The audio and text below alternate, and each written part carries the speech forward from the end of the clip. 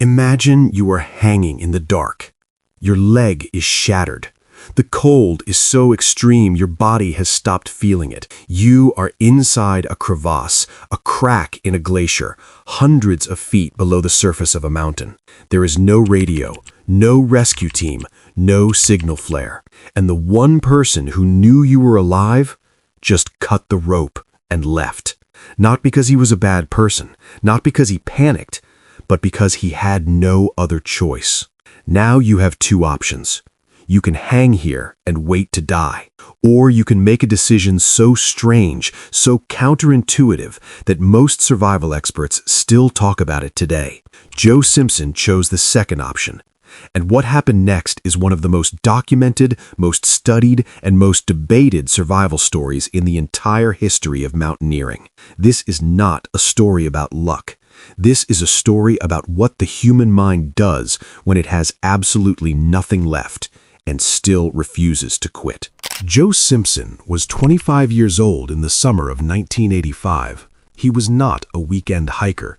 He was not someone chasing a thrill on a bucket list. He was a trained, experienced British mountaineer who had been climbing seriously for years. His climbing partner, Simon Yates, was 21, also British, also experienced. The two had climbed together before and trusted each other the way only rope partners can, with their lives.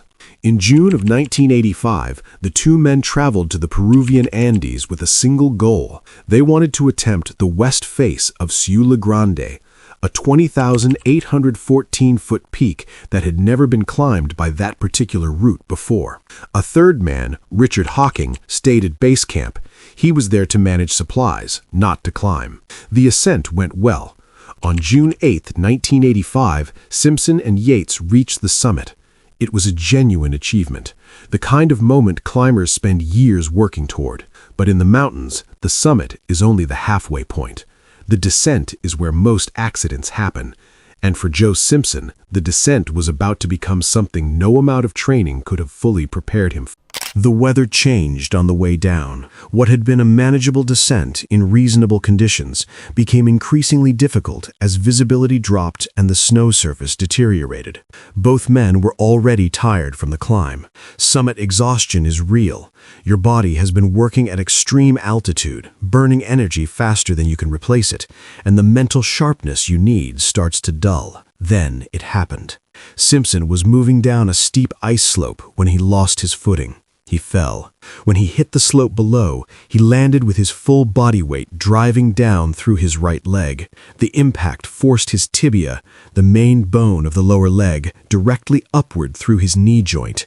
This was not a sprain. This was not a clean break that could be splinted and walked off. The knee joint was destroyed from the inside. At sea level, with a hospital nearby, this is a serious injury. At over 19,000 feet, in deteriorating weather, with no rescue infrastructure within miles, it was the kind of injury that mountaineers in that era considered a death sentence. Yates reached him quickly. He assessed the injury, and according to both men's later accounts, they understood immediately what it meant. There was no realistic way for Simpson to climb or walk down under his own power. But Yates did not leave. That decision, to stay, to try, to find a way to get his injured partner off the mountain, is what set everything else in motion. It was an act of loyalty that would eventually force him into one of the hardest choices a person can make. Yates improvised. Using the rope and equipment they had, he developed a system to lower Simpson down the mountain in stages. He would anchor himself in the snow, lower Joe the full length of the rope, then descend to Joe's position and repeat the process. It was slow, it was exhausting, and it was working. For hours, across brutal terrain, the two men made progress down the mountain this way. Simpson, despite the pain, was cooperating with the system. Yates was burning through his own energy reserves to make it happen. Neither man slept. The temperature at night in the Andes at that altitude drops to levels that kill exposed skin within minutes. Then the terrain changed without warning. Yates was lowering Simpson down what he believed was a continuous snow slope. What he could not see, because of the darkness and the angle of the terrain, was that the slope ended in a cliff. Below the cliff was a large crevasse. Simpson went over the edge. He was now hanging in open air, suspended by the rope above a void. Unable to climb back up because of his leg, and unable to communicate with Yates because of the wind and distance between them. Yates, above, could feel the weight but could not see what had happened. He could not pull Simpson up. The anchor he had built in the snow was beginning to fail under the sustained load. If the anchor gave way, both men would fall. He held on for over an hour. Then, using his knife, Simon Yates cut the rope. Simpson fell into the crevice below. This decision was later questioned publicly and just as strongly defended. Yates himself has spoken about it honestly in interviews and in the book he co-authored with Simpson. The mathematical reality of the situation was this. If he did not cut the rope, both men would likely die. He made a calculated decision under conditions that most people will never come close to experiencing. Looking back at this story with clear eyes, there were real mistakes made, and both men have acknowledged them. The two-man team structure meant there was nobody on the mountain itself to assist if something went wrong. Richard Hawking was at base camp, which was too far away to be of any practical help during the emergency. The rope lowering system, while creative, had a fundamental flaw. The two men had no way to communicate during each lowering sequence. Yates could not see or hear Simpson clearly, which is precisely why he did not know about the cliff edge until it was too late.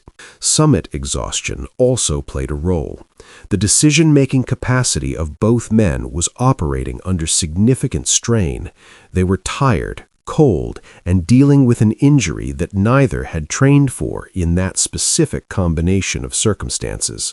And the assumption, entirely reasonable given mountaineering knowledge at the time, that a crevasse fall was unsurvivable, meant that Yates returned to base camp genuinely believing Joe was dead. That assumption was wrong, but it was not an unreasonable one. These were not failures of character.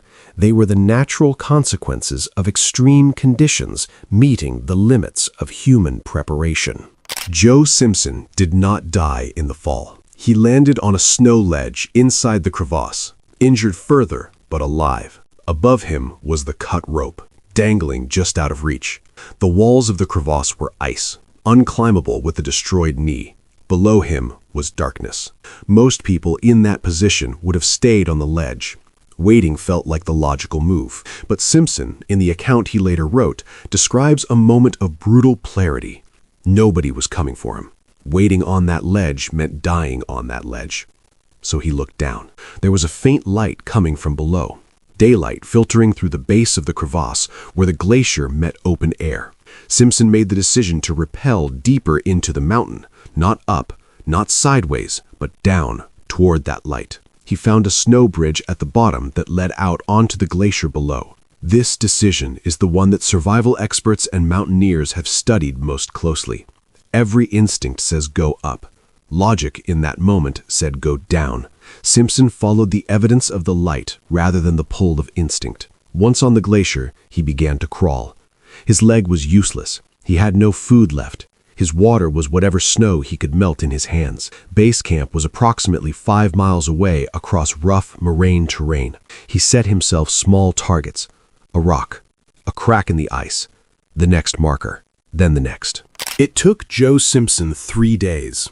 3 days of crawling, dragging himself forward across the glacier and the rocky moraine field below it on a leg that had no functional knee joint.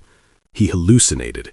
He slipped in and out of focus, but he kept moving. Simon Yates had returned to base camp and told Richard Hawking what had happened. Both men believed Simpson was dead.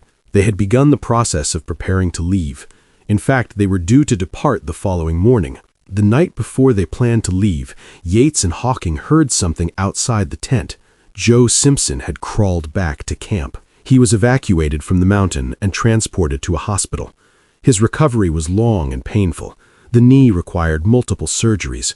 Doctors initially suggested he might not climb again. He climbed again. Simpson documented the entire experience in his book, Touching the Void, published in 1988. It became one of the best-selling mountaineering books ever written. In 2003, director Kevin MacDonald adapted the story into a documentary film of the same name, which won the BAFTA for Best British Film that year. Simon Yates also spoke publicly and on camera in that film, offering his own account of the rope-cutting decision without deflection or excuse. Both men survived. Both men continued to climb. And the story they brought back with them changed how mountaineering communities around the world think about survival, decision-making, and the limits of loyalty. So, what does this story actually teach us? First, movement is survival. The moment Simpson stopped moving, he was going to die. Every crawl forward, no matter how small, kept his body temperature up and kept him mentally anchored to the goal. In any survival situation, controlled movement beats paralysis. Second, break the impossible into small pieces. Simpson did not think about 5 miles. He thought about the next rock. That mental framework is something survival psychologists now actively teach. Third, communication systems are not optional. The inability of 2 rope partners to communicate during a critical lowering sequence contributed directly to the accident at the cliff edge. In technical climbing or any high-risk team activity, the ability to communicate in real time is a non-negotiable safety requirement. Fourth, the rope cutting was not abandonment. It was a decision made with the information available. Judging crisis decisions from a position of comfort and hindsight is easy.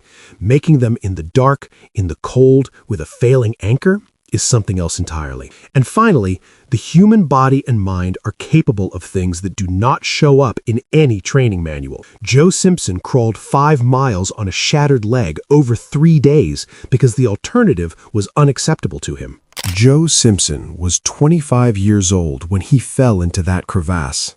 He came out 3 days later, broken, alone, and barely breathing. But he came out. A shattered leg, no food, no help, just a decision to keep moving. If this story stayed with you, share it with someone who needs to hear it today. Subscribe for more real survival stories like this one. Every week, real people, real decisions, real outcomes. And drop a comment below. Would you have cut the rope? I want to know what you think. Thanks for watching. Stay safe.